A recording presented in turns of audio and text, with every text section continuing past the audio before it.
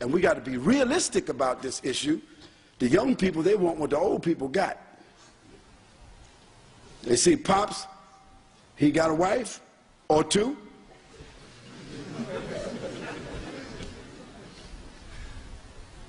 He might not have the stability or the ability to deal with a wife, but he want a little girl. He want a little honey on the side. A little haram honey. And we are telling him he ain't ready for marriage. And we're not going to support him in marriage.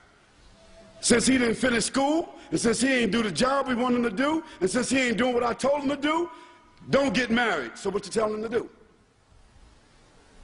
You laying down with your wife every night, or going to visit your other wife on other nights, what you think your son doing? He's a grown man just like you are. You have to facilitate what the young people need. Make a room. If your son has a room in your house, let him go get him a wife and bring that wife in his room, in your house. Better for him to have a wife, and you and your wife take care of them until they get themselves on their feet, than for him to go out and deal with the haram. And the same thing with the daughters. How come the brothers don't want to give their daughters away? He looking for Prince Charming to come. He looking for that brother who got a good job, brother who got a good education, the brother who gonna spend $10,000 on the dowry, $10,000 on the apartment, $10,000 on Pops too.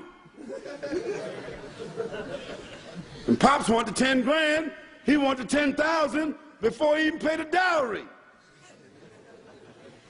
So the young brother, he can't come up with that 30,000. So what's he gonna do? He can't get married. So the young sister, what happens to her? She looking, he looking. And when moms and pops is not looking, they hooking.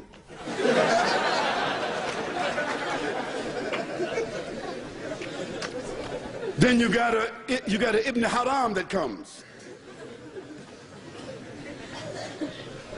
You got a little haram baby that comes. And everybody make it a secret for a little while until it's apparent to everybody. Then they had the walima, a haram walima. Because the fact is, the baby is innocent. The baby didn't do nothing wrong. So then you got this cycle of hypocrisy. And what happened? Because we didn't follow the sunnah of the Prophet ﷺ. He said when the man gets to an age of responsibility, he should marry. Didn't he say that, sallallahu alaihi wasallam? And even he performed a marriage one time when a man didn't have nothing but some ayats of the Qur'an. And another time the man had nothing but some slippers. He said, give that to her for a dowry if she'll accept it. Of course, I'm not going to give my daughter to none of you guys for no slippers. But this shows the sunnah, the practicality of the sunnah. All these young men who are 14, 15, 16 years old, if they are responsible, we got to start thinking about marriage for them. And these young girls who are 13, 14, 15, if they are responsible, put them in the house of that father or put them in the house of the other father and let them get married. You save them from zina.